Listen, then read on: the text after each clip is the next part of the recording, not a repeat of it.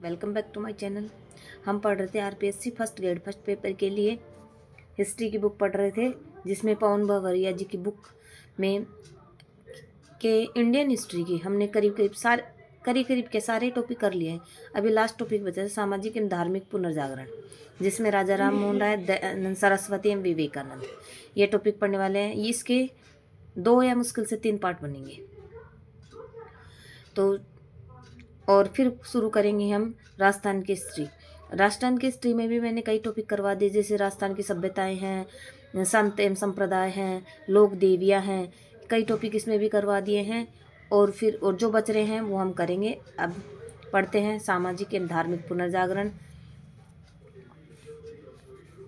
और वीडियो पूरा देखा करिए।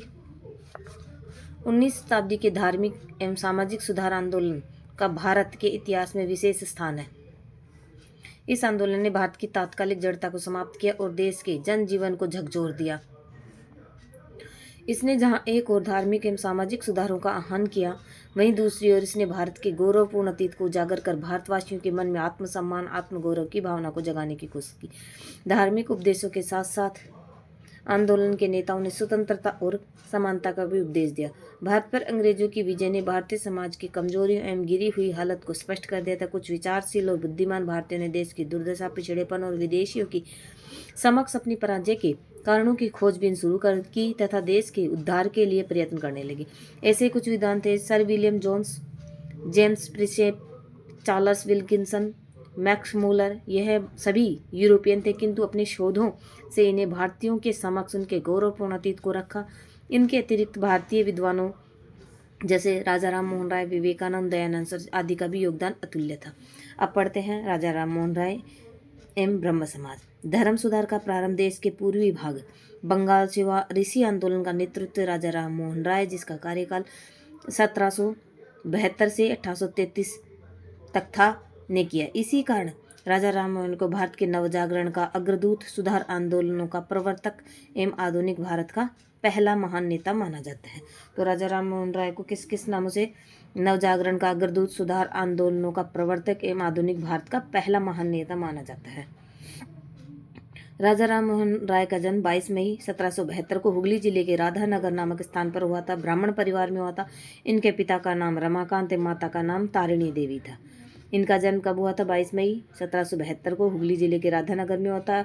ये ब्राह्मण परिवार से संबंधित थे और इनके पिता का नाम रमाकांत था और माता का नाम तारिणी देवी था। भारतीय भाषाओं के माध्यम से इन्होंने भारतीय धर्म एवं परंपराओं का अध्ययन किया और विदेशी भाषाओं द्वारा इस्लाम, ईसाई एवं विश्व के अन्य धर्मों का अध्ययन किया। इससे वे विश्व के अन्य भागों, विशेषकर यूरोप की सभ्यता एवं संस्कृति तथा आधुनिक ज्ञान के संपर्क में आए।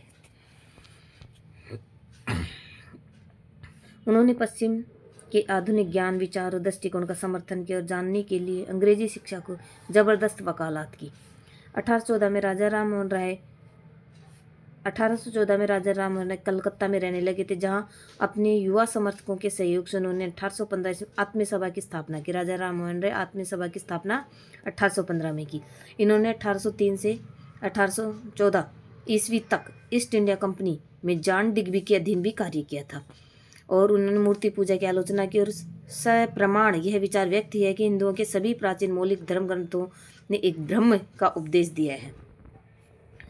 1819 में इन्होंने मूर्ति पूजा पर हुए शास्त्र में मद्रास के विद्वान सुब्रमण्य शास्त्री को पराजित किया था। 1819 में मूर्ति पूजा पर कोई शास्त्र हुआ मद्रास में, जिनमें सुब्रमण्य शास्त्री को पराजित किया था।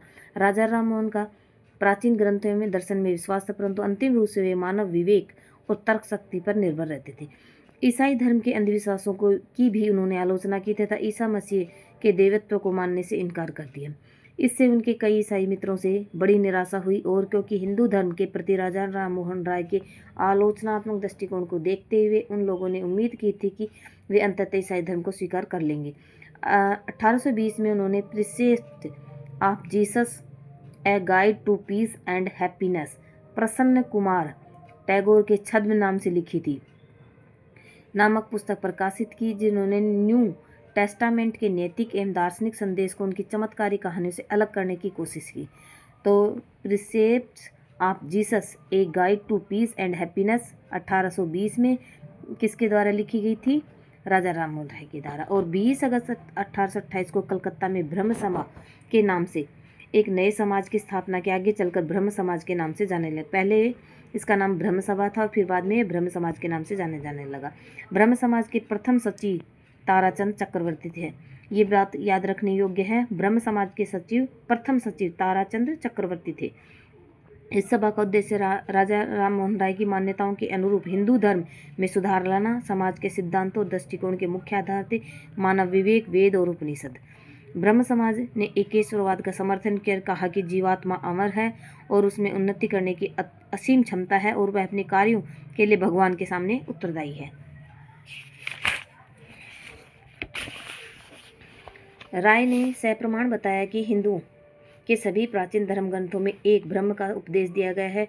इस दावे के समर्थन में उन्होंने वेद, 5 प्रमुख उपनिषदों ईश, केन, कठ, मुंडक व मांडुक्य का बंगला भाषा में भी अनुवाद किया था। 5 उपनिषदों का 18 उपनिषद बताए गए हैं, जिनमें से 5 का इन्होंने बंगला भाषा में अनुवाद किया था। इन्होंने यह भी कहा था कि किसी की बनाई गई वस्तु को ईश्वर समझकर नहीं पूजना चाहिए, नहीं पुस्तक या पुरुष को निर्वाण अथवा मोक्ष का एकमात्र साधन मानना चाहिए। राजा राम मोहन राय की चिंतन एवं गतिविधि का क्षेत्र केवल धर्म ही नहीं था, उन्होंने समाज सुधार हेतु भी कार्य किया था। राजा राम मोहन राय ने उस समय की बहुत सारी कुरीतियों का विरोध किया और उन्होंने सती प्रथा के विरुद्ध ऐतिहासिक आंदोलन आयोजित किया था। इस प्रथा को बंद करने के लिए उन्हें प्राचीन धार्मिक ग्रंथों के हवाले से साबित करने की कोशिश की कि मौलिक हिंदू धर्म इस प्रथा के खिलाफ था। 1811 ईस्वी में जब राजा राम राय की भाभी सती हो गई तो वे इस प्रथा को समाप्त करने हेतु कटिबद्ध हो गए। राजा राम राय के प्रयासों के फलस्वरूप गवर्नर जनरल बैटिंग के द्वारा 4 दिसंबर 1829 को सती प्रथा को अधिनियम 17, कौन सा अधिनियम था? अधिनियम 17 के तहत गैरकानूनी घोषित कर दिया गया। कब गैरकानूनी को? 4 दिसंबर 1829 में सती प्रथा को गैरकानूनी घोषित किया। कौन से अधिनियम के द्वारा? अधिनियम 17 के तहत। राजा राम मोहन राय के सती प्रथा विरोधी होने के कारण उनके मित्र भवानी चरण बंदोपाध्याय उनसे अलग हो गए और समाचार चंद्रिका नामक नई पत्रिका का प्रकाशन किया। राम मोहन राय आधुनिक शिक्षा के प्रारंभिक समर्थक एवं प्रचारकों में से थे। उनके विचार से भारत में आधुनिक विचारों के प्रसार के लिए आधुनिक शिक्षा आवश्यक थी, इसलिए उन्होंने अंग्रेजी शिक्षा का भरपूर समर्थन किया। उन्होंने कलकत्ता में डेविड हेयर के सहयोग से हिंदू कॉलेज 1817 ईस्वी में स्थापना कराई थी।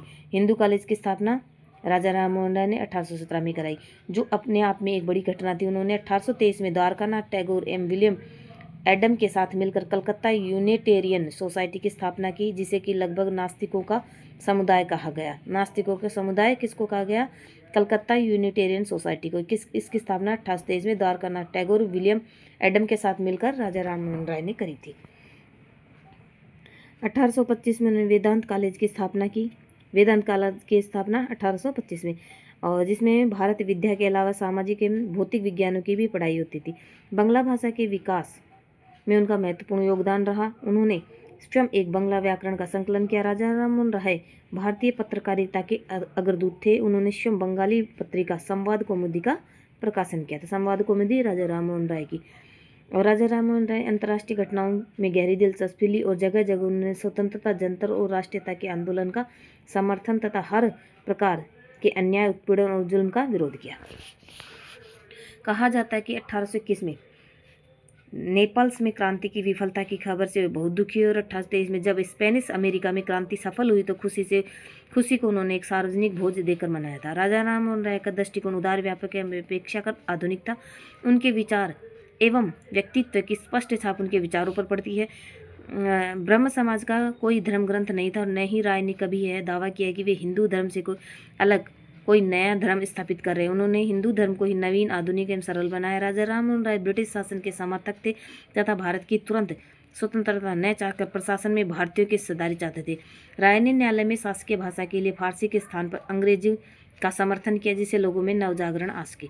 प्रेस की स्वतंत्रता, ज्यूरी द्वारा न्याय, शक्तियों का पृथक्करण और सरकारी सेवाओं का भारतीयकरण जैसी मांगे सर्वप्रथम राजा राम मोहन राय ने की थी। ब्रिटिश संसद के द्वारा भारतीय मामलों पर परामर्श किए जाने वाले वे प्रथम भारतीय थे।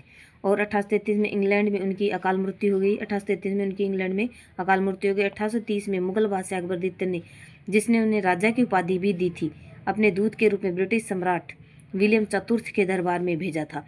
वहीं ब्रिस्टल में उनकी मृत्यु हो गई, वहीं उनको दफना दिया गया। ब्रिस्टल में श्री राजा राममोहन राय की समाधि है, जिस पर हरिकेली नाटक के कुछ अंश लिखे हुए हैं। 1833 में इनकी इंग्लैंड में मृत्यु हो गई थी। राजा की उपाधि किसने दी? अकबर द्वितीय ने दी थी। राजा राममोहन राय द्वारा रचित साहित्य समाचार पत्र तुअफात उल मुहाहिदीन एकेश्वरवादियों को उपहार फारसी भाषा में लिखा गया था 1804 ईस्वी में। मर्जातुल अदियान फारसी भाषा में। हिंदू उत्तराधिकार नियम संवाद कौमुदी बंगाली भाषा में बांग्ला भाषा में 1821 में प्रकाशित साप्ताहिक पत्रिका थी ये। और मिरातुल अखबार फारसी भाषा में 1822 में ईस्वी में। बंगदूत हिंदी भाषा में 1829 में। ब्रह्म मैनिकल मैगजीन अंग्रेजी भाषा में। 3 appeals to the Christian public और राय पहले भारतीय थे जिन्होंने समुद्र पार के यूरोप की धरती पर पांव रखा था। और राजा राममोहन राय की मृत्यु के बाद ब्रह्म समाज का संगठन एवं काम ढीला पड़ने लगा, फिर भी वह इस बीच किसी तरह कायम रहा। जब देवेंद्रनाथ टैगोर 1817 से 1905 में शामिल हुए तो संस्था में एक बार फिर जान आ गई थी। राजा राममोहन राय के विचारों के प्रचार के लिए उन्होंने 1839 में तत्वबोधिनी सभा की स्थापना की थी। तत्वबोधिनी सभा की स्थापना किसने करी थी? देवेंद्रनाथ टैगोर ने। कब? 1839 में। 1843 में देवेंद्रनाथ टैगोर ने ब्रह्म समाज का नेतृत्व संभाला और ब्रह्म समाज नामक ब्रह्म धर्म नामक पुस्तिका का भी संकलन किया था। बाद में देवेंद्रनाथ ने केशव चंद्र सेन को ब्रह्म समाज का आचार्य नियुक्त किया था। ब्रह्म समाज का आचार्य किसे नियुक्त किया गया था? देवेंद्रनाथ टैगोर ने केशव चंद्र सेन को। और उनके प्रभाव में हिंदू समाज में हिंदू धर्म को सर्वोत्तम विश्वास एवं नैतिक आचरणों को बनाए रखने की कोशिश की। और शीघ्र ही केशव चंद्र के उदारवादी दृष्टिकोण के परिणामस्वरूप ब्रह्म समाज में फूट पड़ गई। और केशव चंद्र कई बातों से हिंदू धर्म को संकीर्ण मानते थे, संस्कृत के मूल पाठों के प्रयोग को उचित नहीं समझते थे, अतः उनकी सभाओं में सभी धर्मों के धर्म ग्रंथों का पाठ होने लगा था। ऐसे ही सवालों पर मतभेद बढ़ता गया और अंत में देवेंद्रनाथ टैगोर ने 1865 में केशव चंद्र से आचार्य की उपाधि भी छीन ली थी। फलस्वरूप केशव चंद्र मौलिक ब्रह्म समाज से अलग हो गए और समाज की एक नई शाखा का संगठन जिन्हें भारतीय ब्रह्म समाज के नाम से पुकारा गया। देवेंद्रनाथ टैगोर का ब्रह्म समाज आदि ब्रह्म समाज के नाम से जाने लगा और यह घटना 1866 ईस्वी की है। जो बाद में इन्होंने नेतृत्व संभाला था देवेंद्रनाथ टैगोर ने ब्रह्म समाज का, वह बाद में 1866 किस नाम से जाने लगा? आदि ब्रह्म समाज के नाम से जाने लगा। 1817 में इस नवीन ब्रह्म समाज में एक बार फिर फूट पड़ी और केशव चंद्र एवं उनके अन्य सहधर्मी ब्रह्म समाजियों के लिए विवाह के लिए एक न्यूनतम आयु का प्रचार करते। लड़की की आयु 14 वर्ष एवं लड़के की आयु 18 वर्ष। लेकिन 78 में स्वयं केशव चंद्र ने अपनी 13 वर्षीय पुत्री का विवाह पूरे वैदिक कर्मकांड के साथ कूच बिहार के राजा के साथ कर दिया। इस पर अन्य सहयोगी ने कड़ा विरोध किया और अंततः केशव चंद्र समाज से अलग होकर उन्होंने एक नए साधारण ब्रह्म समाज की स्थापना की। इसके बाद केशव चंद्र का समाज धीरे धीरे लुप्त हो गया। आर्य समाज एवं स्वामी दयानंद सरस्वती हम नेक्स्ट वीडियो में पढ़ेंगे। अगर बच्चों आपको वीडियो पसंद आता है तो लाइक से सब्सक्राइब जरूर करें, कमेंट करना तो बिल्कुल भी ना भूलें। वीडियो देखने के लिए आपका बहुत बहुत धन्यवाद।